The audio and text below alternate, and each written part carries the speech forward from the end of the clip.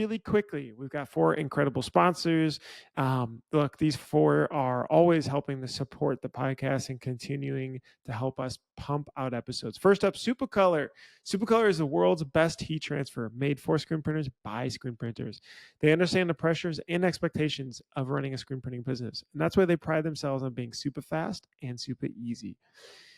Supercolor's support, also awesome. Their quality, their new Gen 2 transfer, amazing. And Supercolor helps you make it. So use Printavo15. That gets you 15% off your order. Multicraft. Look, go to Instagram, open up your app, type in multicraft_daddy, and send Dave your email address. He's entering those in. He's giving stuff out every single week. PMI tape, and a bunch of other really cool stuff. So be able to send that, check out their site and all the awesome products. They've been around for 50 years plus, providing our industry with top brands at competitive pricing. If you mention the Printavo pod, that gets you 10% off your first order. Thanks, Multicraft. EasyWay. If you're spending hours cleaning dirty screens, that is a thing of the past with EasyWay screen printing and screen cleaning chemicals. Their innovative formulas are designed to work quickly and effectively so you can spend less time cleaning and more time creating. Plus, EasyWay is passionate about empowering printers of all skill levels. They offer helpful resources and expert advice to help you succeed in printing. Thanks, EasyWay and Alex and the team. You guys are awesome. Last but not least, GraphX Source. If you need a solution to improve efficiency and reduce costs in your art department, GraphX Source is there. They are industry leading. They have industry leading outsourcing options. And this is stuff like handling production art, digitizing, SEPs, mockups, order entry, back office admin, bunch of that cool stuff. Campus Inc. has 5 full-time folks. So they are running big time and very ingrained with GraphX Source. And you can mention PrintavoPod24. That gets you 50% off your first vector, SEP, or digitized order to give it a try. Thanks, GraphX. And let's jump into the episode. What's going on? How we doing? Not too bad. How are you? Good. This is a little different of an episode. I'm excited. Our third wheel. Is he the third wheel? I'm the third wheel. You're the third wheel? Well, wheel 2 and wheel 3 are in. Wheel 1, we decided to just do our own thing today. I don't know why. He's off surfing and enjoying life. You know what's funny is I texted him this morning and said, "Hey, I need a link. I'm doing an interview with just Kevin," and he's like, "Oh." Little FOMO, maybe? Does he have FOMO? I think.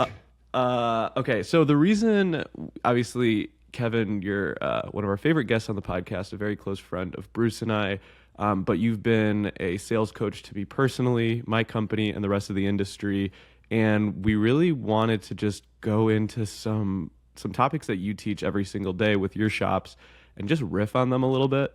I think these episodes get such good viewership because the tangibles you give are incredible. And so I think, do you want to get into it? I guess first, Kevin, you've been coaching shops for what, 5 years now? Almost 7 years. 7? Yeah. And you are now full-time coaching shops. Yeah. This industry just sucked me right in. So little over 6 months ago, I've now pulled into this business full-time and started Sales Inc. and am now, all in on supporting shops. And so just really quickly, can you give people that don't know you a little background on yourself? Either if you can name the companies you've worked for or some of the volume and things that you've done so that they just don't think you're, some random dude giving us sales tips. Just some guy. Just a car salesman? No. Yeah. My whole career, almost 25 years actually, it pains me to say that, has been in sales leadership, mainly for early stage, high growth tech software companies for the most part. Some venture backed, some bootstrapped. I've led sales organizations of 70 plus. I've helped companies grow from seed stage all the way to 30 million plus in revenue. I've just had a crazy career of working with early stage tech.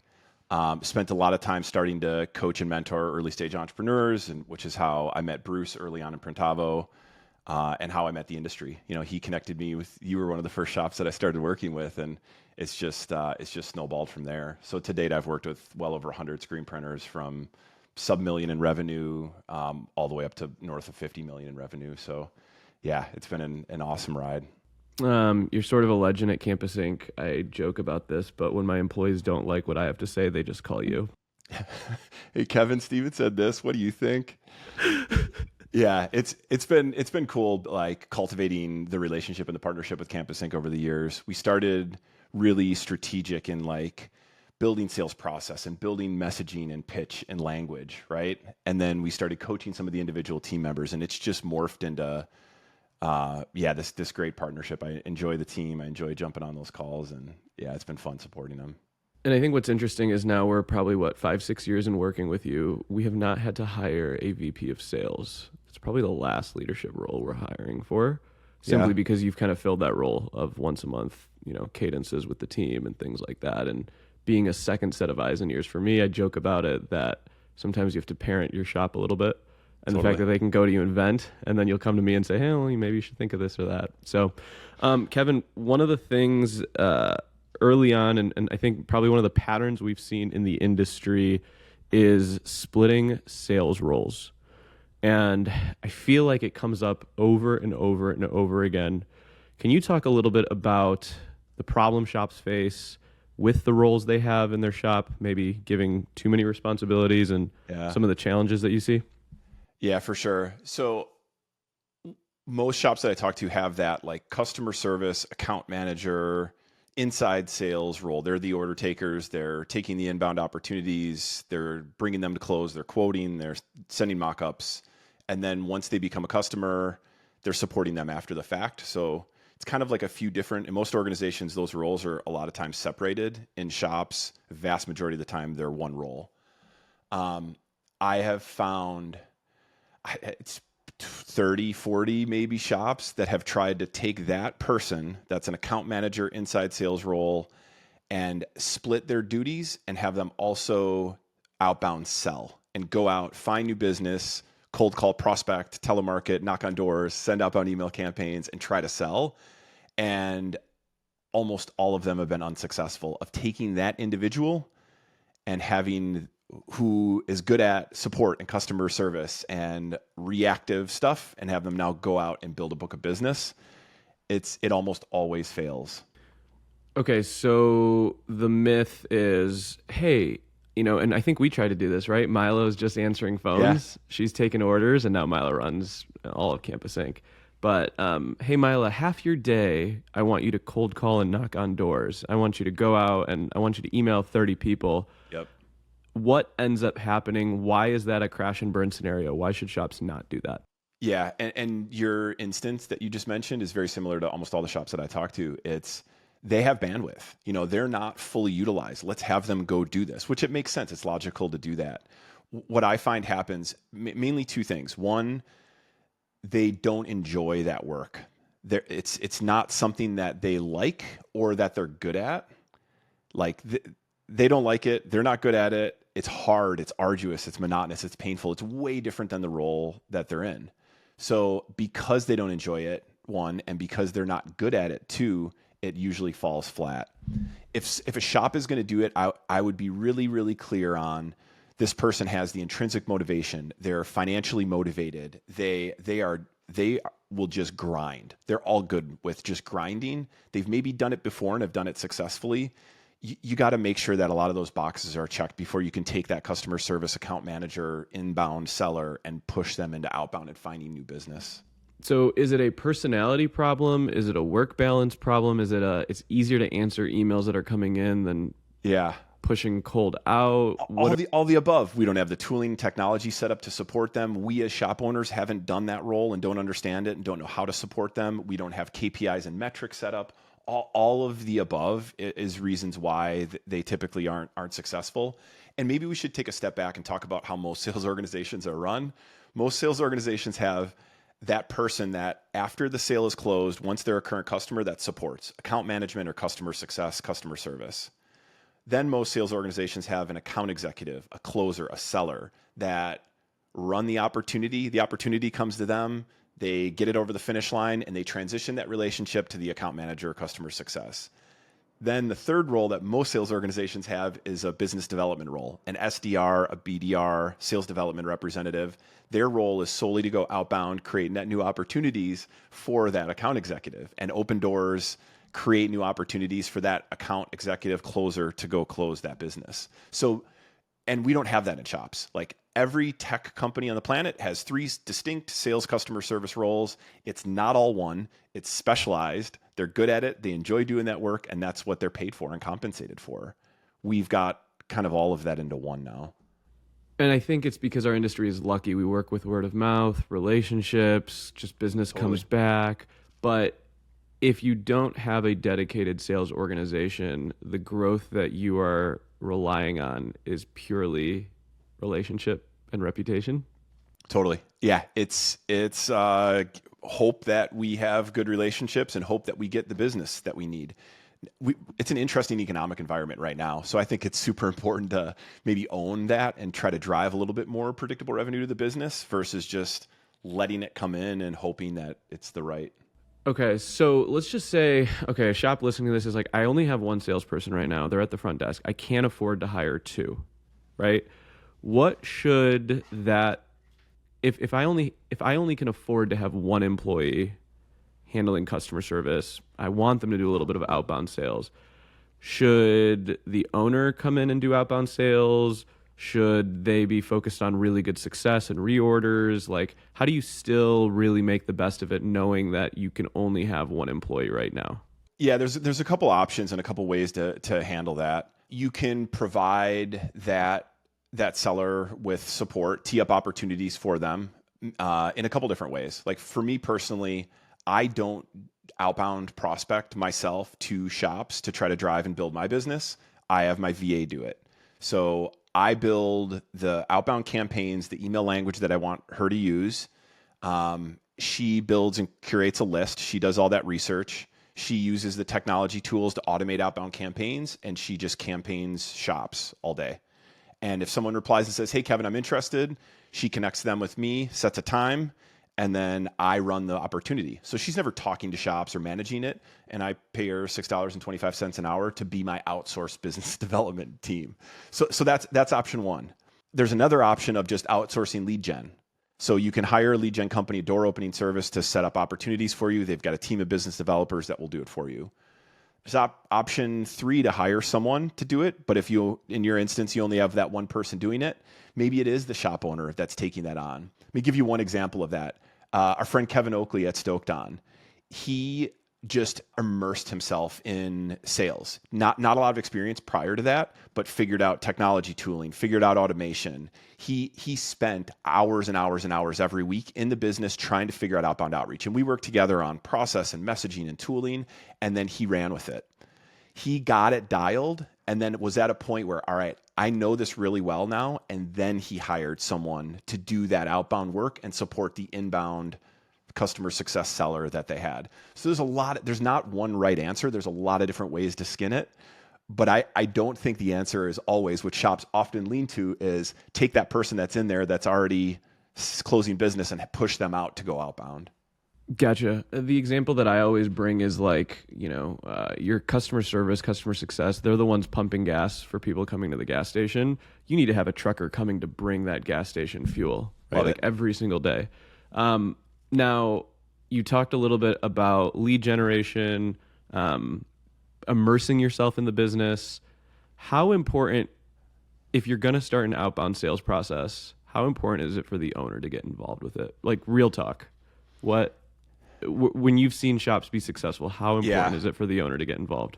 So they have to be involved, just like any operating procedure change or process or strategy within the business. I mean, you've lived it within your organization. You know how important it is that you've got your stamp on it and you're behind it and you're supporting the team. Doesn't necessarily mean that the owner has to be the one executing on that strategy, but there has to be some support, guidance, oversight, and knowledge by leadership to know what's going on and what the expectations should be and what the metrics should be. And with sales, it's numbers. So like there should be those metrics. So there has to be some involvement for sure. I think incredible sales leaders are willing to get in the trenches with their team and they're willing to knock on doors with their team. And I feel like if you're going to do outbound sales, you kind of have to put your crazy person hat on a little bit. Totally. You know, for me, it was knocking on doors to paint houses, and I would go out with my team in the snow, look like an idiot, and knock on doors together because I would show them if I can get a lead and it's 0 degrees and raining, you can get a lead and it's 0 degrees and raining. Now, I think that's kind of where you come in, right? And so if I knew nothing about sales, I would say, Kevin, I'm ready to put my crazy salesperson hat on. Teach us. Let's go do but it. Yeah. But I do think the owner should be involved because I feel like if you kind of just like dump them and say, hey, go watch this and try to sell, it feels like it creates a little bit of like a void. So Totally. Yeah, go ahead. And there's some examples of that I've worked with shops on recently. So like friend of the pod, Justin Lawrence, Oklahoma Shirt Company. He's been on here multiple times. He just hired an outbound seller maybe 3-4 months ago. And Justin and I have worked together. We built his sales process. He's got the approach and like the framework that's needed, but he doesn't have that. He's never had that seller to go out and really hammer on it and go do it, right? So he finally brought someone on. And he's been incredibly involved. He, another person on his operations team, and I, all three of us have been supporting that new outbound seller. So over the top of like a lot of support, a lot of guidance, a lot of oversight. I want to touch on a couple things that we found as they brought in the seller, and what a couple levers that I'm starting to see as really, really critical for success in launching like a new outbound seller in this process. One being organization.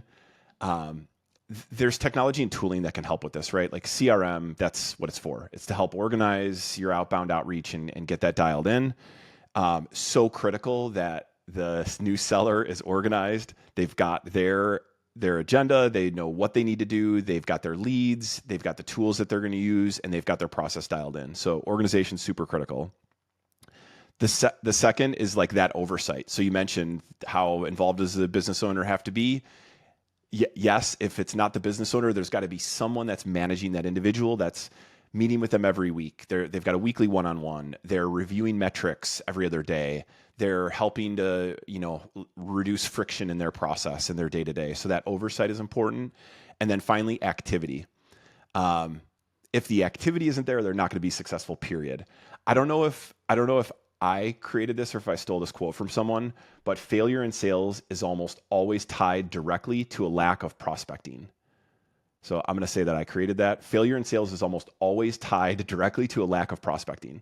If they aren't going outbound aggressively, proactively, direct, targeted, not going to be successful in the role. It's not just like deals can come in and shops can grow. We've proven it, right? But if we really want to grow and have an outbound sales organization, it has to be tied to activity. So those three things: org, oversight, activity, we found to be most successful in launching. Let's talk about activity. So at Campus Inc., we have this saying that says activities yield results, right? Let's hone in on exactly the activities.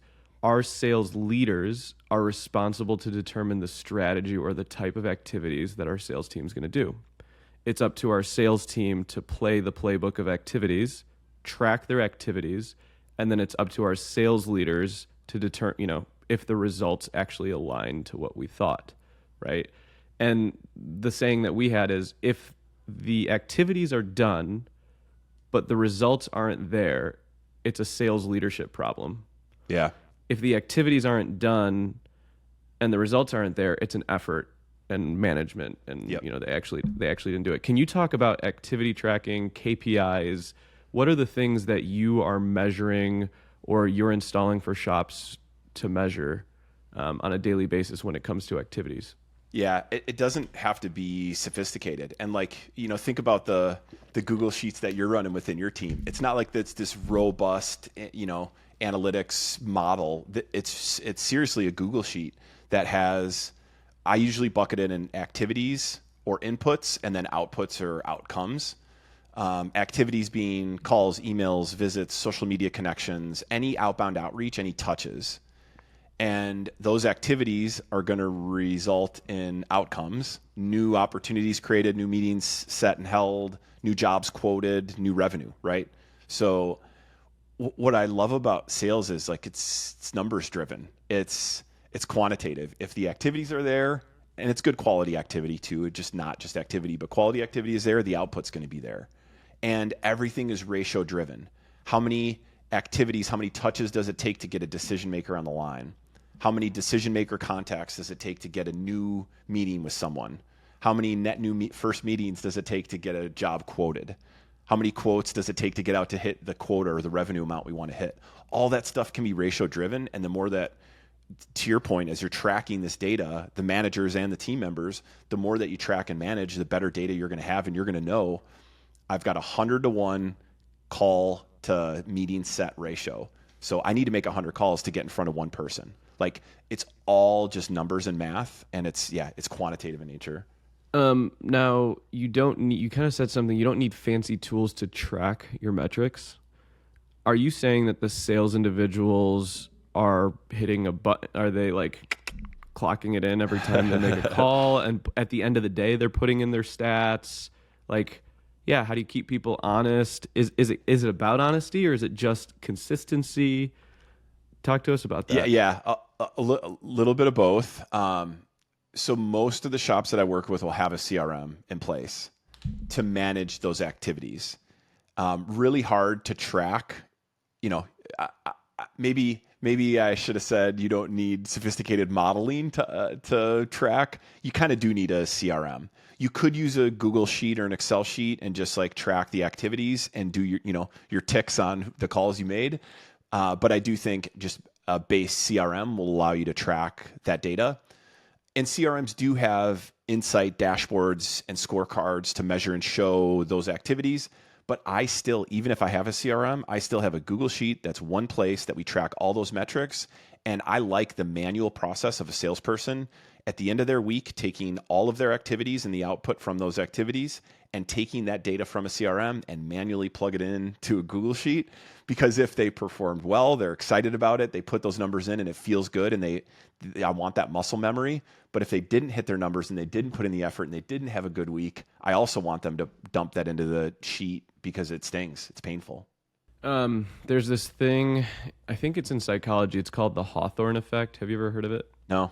The idea here is if you start tracking something, your natural response will raise awareness and take action without having to do anything.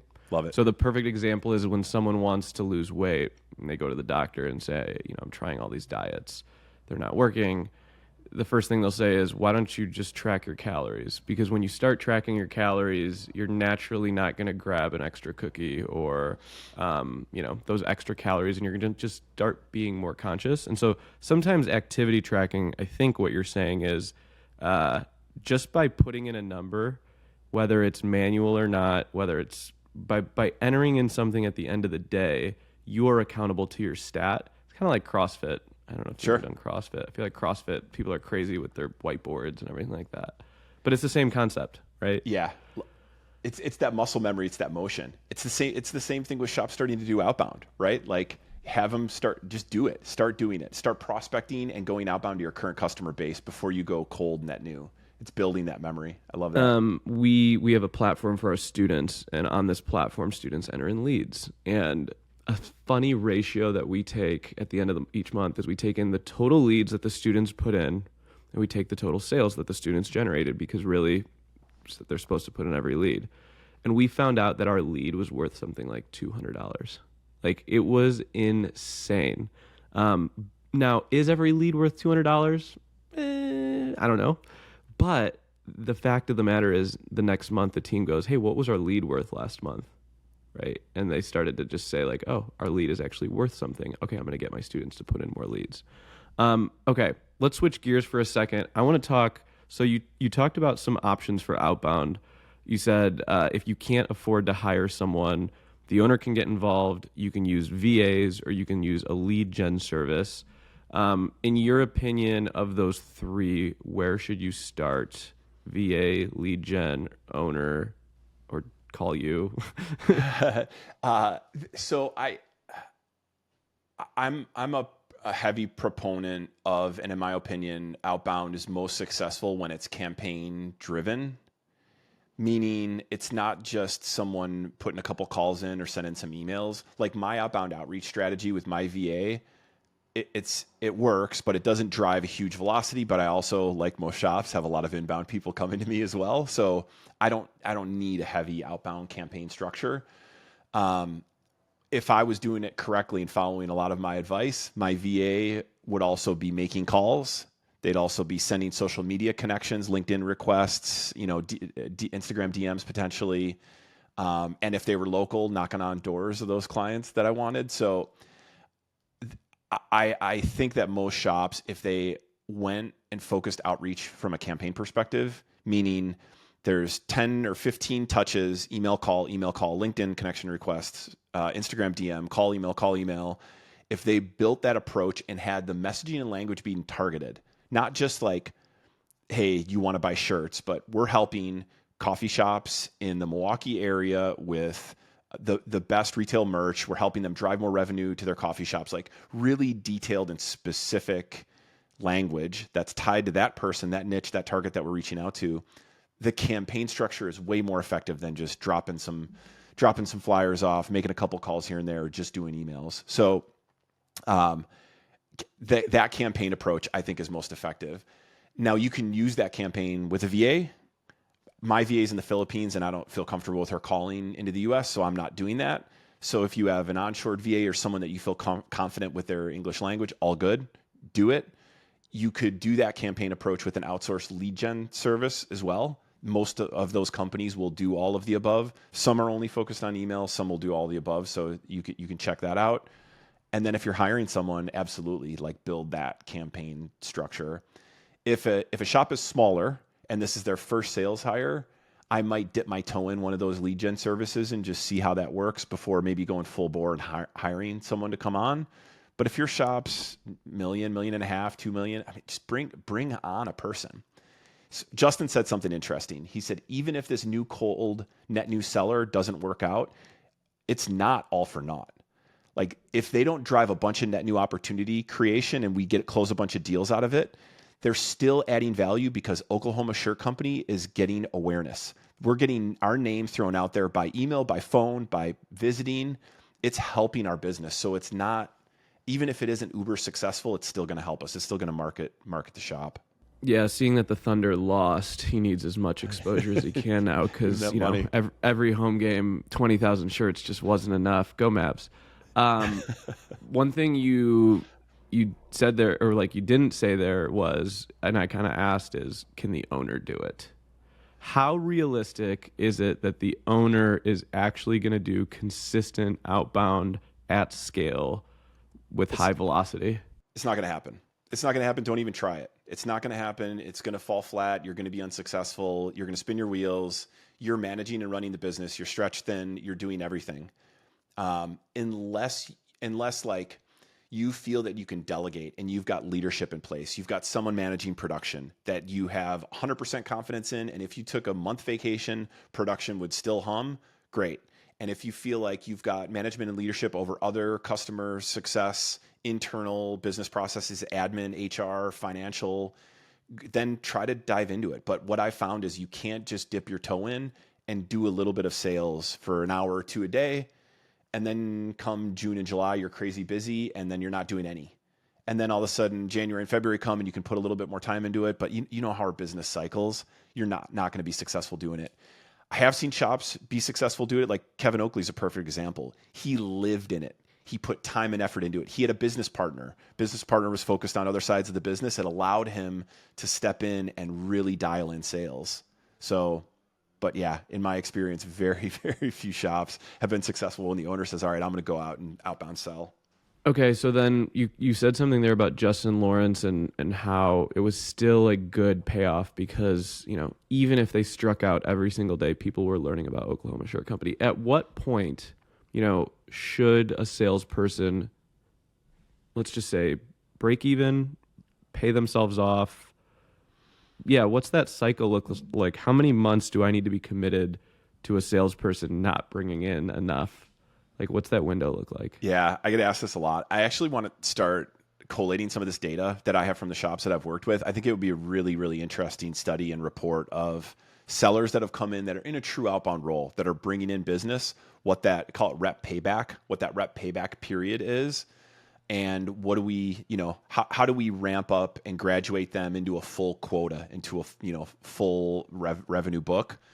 Our industry isn't that sophisticated, right? There's no reason why someone shouldn't be able to really know and understand what we do and be able to sell a meeting. Because really, when we're going outbound, we're not selling shirts, we're not selling decoration, we're selling time to get in front of them. There's no reason that after maybe a month and a half, 2 months, that they should be really dialed and in full-blown outbound prospecting stage, maybe even sooner than that too.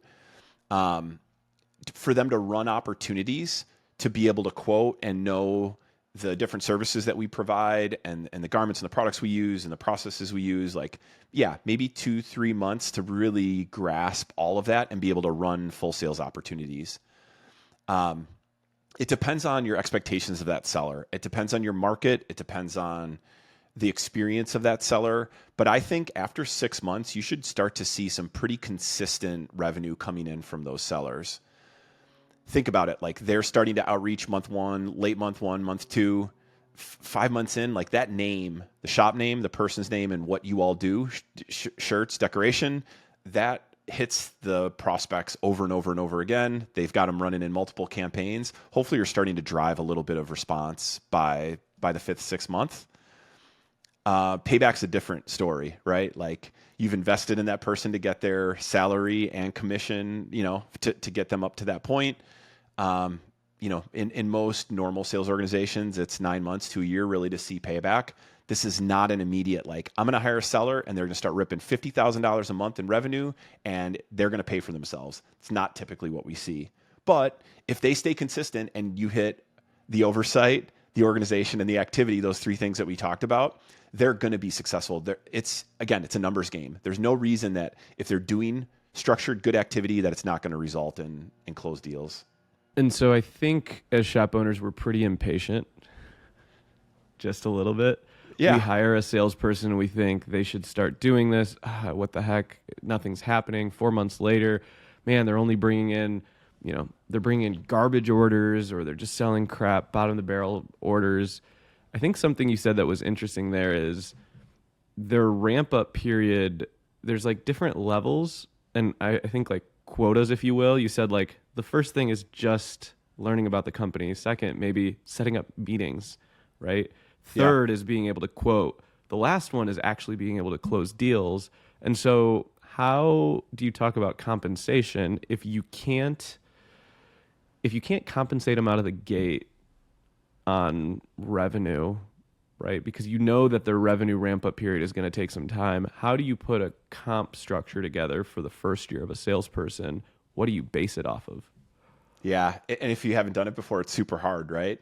So that's why I always coach and train the shop owners to communicate to those salespeople that they're hiring that, hey, this is going to be a mess. We're going to get this wrong. It's either going to be too rich for you or too rich for the shop, and we're going to have to make it right. So it's super challenging, and there's not a silver bullet here.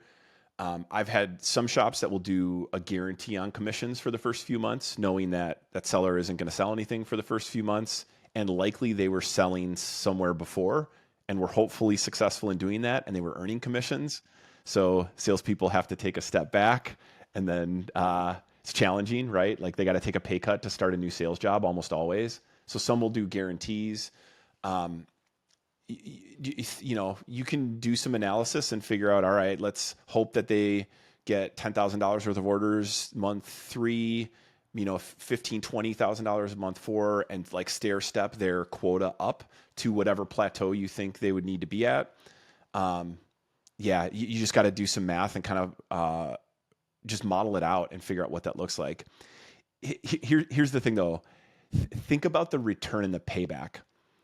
What I love about the work that I do is even if I can level up a shop by 1 or 2 points, they could get a deal that they didn't get otherwise, and it can really impact their shop. Think about all those shops that have that one key marquee client that's 25, 30% of their revenue. Most of us have it. Most of us have like those accounts or 2 that are really, really a big part of our revenue. If we bring in that salesperson and they find us that account, man, they have paid themselves back time and time again. Especially if we're getting reorders and we're getting more revenue from that customer and they grow with us, which most of our clients do, it can have a really, really big impact and drive pretty quick ROI. So let's talk about ROI on investing in people versus investing in equipment, investing in marketing, right? So like $1 to buy a press, $1 to buy a lead, $1 to hire a salesperson. How does I guess what mistakes do you see? How do you see, maybe what's the bias? What's interesting coming from tech world versus our industry? Why do we have it all wrong? Yeah, I don't know. I think because we've been just blessed with getting a bunch of inbound orders, and we're gluttonous and just taking all this inbound leads and taking advantage of it. Like, we've never had to either market really effectively or sell really effectively. We've been able to grow to, $1, $2, $3 million businesses off of doing none of that. But in my experience, getting to that next level really needs that next level of push But and focus. why do you think shops have no hesitation to buy $100,000 press, but hesitate to overhire employees maybe? Yeah. I know. I love your, if I had $100,000 to invest in a piece of equipment at my shop, what would it be? And your answer is always a salesperson. I love that. So I think the hesitation is just the unknown. We don't know. We don't know what that looks like. Most shop owners haven't sold. They haven't been sales leaders. They haven't hired salespeople. I think it's challenging. Recruiting and hiring and onboarding and training and developing and managing any employee in the shop is challenging. But when it's something that we've never done or never hired before, which salespeople is that for most shop owners, I think it's just really challenging. But I do think it's like, it can be done. We've seen it. I've seen it be done at multiple shops of multiple sizes and structures. It's doable. You just got to build some systems and jump in and attack it. Cool. Coolest thing you've seen a shop do? Do you have any nuggets of? Obviously, you work with a lot of different shops. They have come up with some pretty unique ideas. Any cool things you've seen some shops do? Yeah, recently, I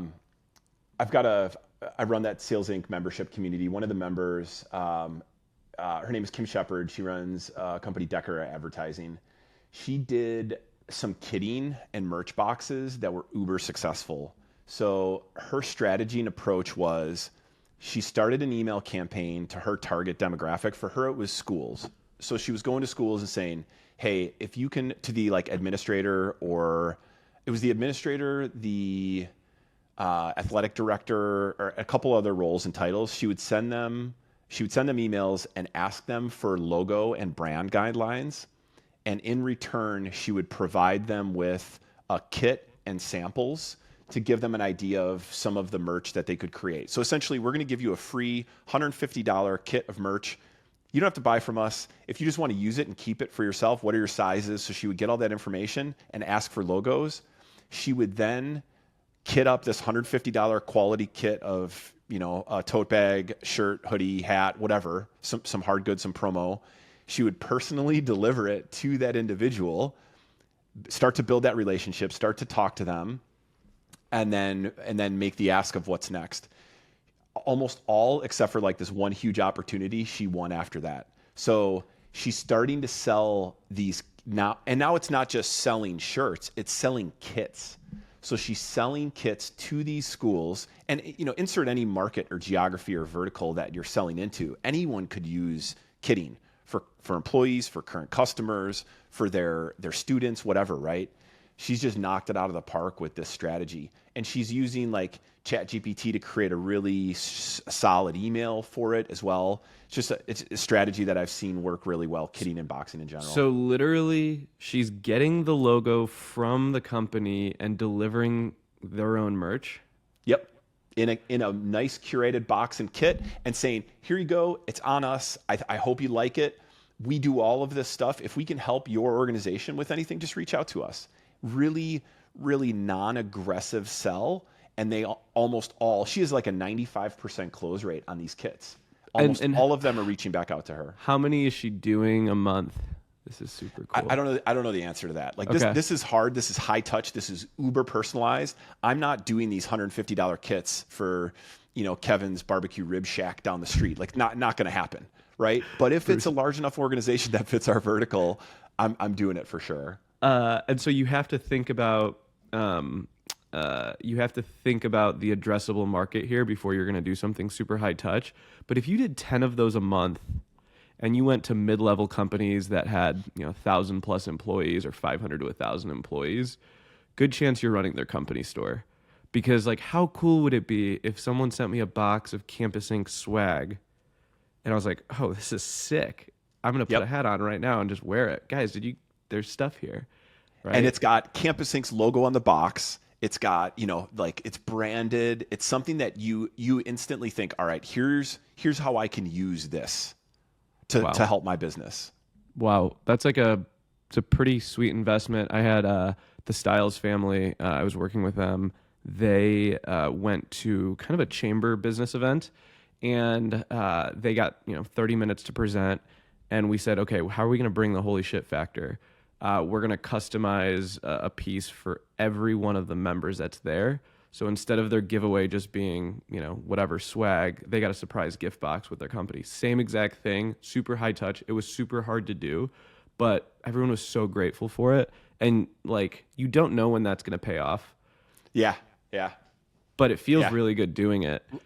Love that. Another nugget that I've seen shops start to do, asking in the discovery process. So the initial conversation that we have with the client, asking them their shirt size and just saying, if I ever want to send you something in the future, I'd love to know. And then once we start to see what orders come in from them, if they're only ordering t-shirts, like send them a hoodie, send them a jacket, right? Send them something with their logo on it. We already got a vectored image of theirs, like throw a logo on it. It's just another nice touch to put your products in front of them. Vector is, Kevin. Look at you. Look at you. You're not just, you know what vector is. You know the buzzwords. The print nerd tech, yeah, I love it. Okay. One other nugget that I've seen recently that I think has been really interesting to watch and follow. Connor McDonald runs St. Louis Shirtco out of St. Louis. His shop is a little bit bigger, 4 or 5 million, I think. He ended up hiring a sales manager. So he had, I think, 4 or 5 different account managers. One of them really wanted to go into sales. So he brought in kind of a pseudo selling manager to oversee all of account management, customer service, and sales, and go cut his teeth and sell alongside of this other seller. So it was an interesting strategy of not Connor going in and managing the sales organization, but actually hiring someone that has been a sales manager and has overseen salespeople. Pretty big investment, but if you're going to go in, like do it right, invest in it, focus on that. The one thing in their strategy that they did differently than most shops that I see is they had a heavy focus on going outbound into their geography first.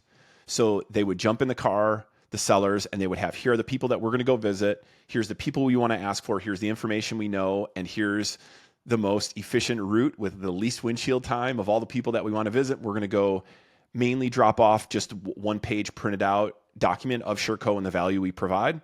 Not screen, DTG, embroidery. No one knows what any of that is. Quality, turnaround time, fair price, right? Like the value that we can provide. Or they would drop off just samples and start talking to people and gathering information. Then they would take all of those leads and they then started to build campaigns, calling, emailing, LinkedIn, social media. But it started with this heavy door knocking, canvassing approach that some might think is old school. Like, I don't want to loiter. I don't want to go knock on doors. Shit works. Like he's proven. It took a little bit of time to get like the wheels turning.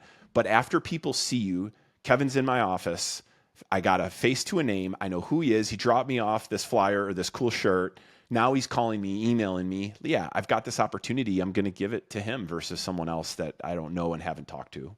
That takes so much resilience and grit to want to get in a car and actually go visit people. But every time you do it, it works. But if you've got the right personality and you enjoy doing that, and there's that thrill of that slight win or victory, and they're incentivized and motivated by that monetary compensation, and they know that they're that much closer to a win. Yeah, it sucks, but like if you can get that little victory, it's worth it. Here's a hiring nugget. If I am hiring a salesperson and they did one of the following things in their past and lasted more than 6 months, I know they're going to be successful. I'm going to give one. Door-to-door fertilizer, lawn spray, the fertilizer guys that sell lawn care door-to-door fertilizer. animals. Yep. Vector Cutco guys that Yep. sold knives Vector back in the marketing, day. Cutco knives. Yep. Third one would be if you worked at Groupon, Yelp, or any of those companies where you just had to hit thousands of calls a month. What would be some other? Copy sales. If you sold Copier copiers, sales. I sold copiers for 8 years. Copiers, fax machines, printers. Oh, door to door, downtown Chicago is the worst. All of that, like selling solar to people, selling mortgages. Like there's a lot of those roles early on where you just had to grind it out. Recruiting is a great example. There's a lot of different roles that people had done early in their career, and if they were successful in it, I think that translates well into selling for the shop. Yeah, Northwestern Mutual people, if they spent time selling the insurance. The difference is if you find one of those candidates, those are coming, those employees are coming from a lot of structure. It's basically a video game they're playing, a sales video game. If you don't have the structure, you have to be very careful because you can't just expect them to jump in and be the same salesperson they were. It's a good point. When shops ask me about like recruiting and hiring salespeople, what should they look for? Almost always, I'm pushing the communication and the language of, hey, you have to tell them that this is going to be very little oversight. They're going to have to be a self-starter. They're going to have to just grind. I'm not going to be able to hold their hand. I don't understand and know this. They're going to have to run it and own it. And for some sellers, some salespeople, that's super exciting. I get to build this. I get to build this business. I'm the first one in this seat. I can potentially grow this and maybe even hire people underneath me to keep this thing rolling. But other sellers that want sales enablement and marketing and like name recognition and all this support and guidance, that scares them off. So being really communicative of that up front and letting them know that this is needed, I think is really important. So to your point, sales development might be a little bit different than actually, like building a sales org versus actually running in a sales org are two completely different things. For sure. Gotcha. Okay, we've got a little bit of time left. Now that you've it's going to be your almost year anniversary of going full time. Can you tell us a little bit about Sales Inc., what you've been building, a little bit about this community? You're running different cohorts. You don't let me into it because I guess me and Bruce would troll it, I guess. I don't know. But could you tell us a little bit about what you're working on that's a little underground? Yeah, absolutely. So I just rebranded the Set Sales name to Sales Inc. So it's sales.ink. And I've kind of bucketed under 3 different offerings. The first one, which is what I've always done in the industry, is just one-to-one coaching. So I'm continuing to work with shops one-on-one, supporting them, coaching, helping them build sales process and scripting and helping them with their outreach strategy and helping them recruit, hire, onboard, train salespeople. So that's the first. Second is the membership cohort that I've been running now for a little over a year. We've got 2 cohorts live. The third goes live in June or July. So it's 15 non-competitive geography shops, either salespeople or shop owners that get together. So one of Steven's sales leaders is in the second cohort of Sales Inc. So she connects with these 14 other shops. We meet twice a month. It's part me delivering content, but part the group supporting one another and sharing sales tips, tricks, practices, and strategies overall. So Slack channel, we just communicate heavily and help them grow sales. And then the third I'm super excited about is I'm taking a lot of the content that I have developed and I use in my one-to-one coaching, and I'm building that into just coursework. So some shops, as they're growing, might not be able to afford hiring a consultant to come in and work one-to-one with them. This is an opportunity for them to take a lot of that content, self-serve it, review a bunch of videos and a bunch of content. So it's Sales Inc. Academy is that third component. That will be up and live and operational very soon within the next few weeks. So I'm pumped about that. So thanks for letting me to. So there's always we have to give you the shameless plug, but there's always a spot for you to start now in the Sales Inc. ecosystem. And so you can buy coursework for your team. You can then buy a membership for your team. And that membership into Sales Inc. is owners or employees. So like for me, Jenna, who's a sales leader, I bought it for her so she can be part of Kevin's cohort. And then the last one is the one-to-one coaching, right? Which is obviously the most intense, but not everyone can get you. Yeah. I don't have so much time. Anything else you got for us, Kevin, This has been super, super helpful. If there's one thing that shops can take away from listening to this episode, because I think we just hit 48 minutes of just bangers, what is the one piece of advice you could give shops that are listening to this? Yeah, I think just like taking the initiative and diving in. If improving sales and trying to go out and find more sales and drive more predictable revenue to the business is important to you, you got to focus on it. You got to dive in. You got to put the time and effort and investment into it. This can't just be like dip your toe in and hope that it works. So if there are shops that want to execute on some of this stuff, like you gotta invest time, effort, and energy into making this better and improving that side of the business. Kevin, this is awesome. You can go to sales.inc, Kevin at sales.inc, Kevin at setsales.co. You know how to get a hold of Kevin. Kevin at sales.ink. INK, that's a great domain name. God, that's awesome. Steven bought me that domain, it's probably 3 years ago, and just held it over my head. He's like, when are you going to start your full-time sales consulting business and screen printing? And it happened. Thanks for having me. I appreciate you taking the time. Awesome. Talk soon. Thanks so much for listening. Hopefully that was informative. Don't forget to subscribe. Don't forget to like. Don't forget to hit the bell for notifications if you enjoyed this video. If you enjoy all the stuff we're putting out, it's really helpful. We love to just be able to see it. That means that we're doing a good job. To subscribe, hit the bell for notifications, and hit the like button. And I'll see you in the next episode. Bye.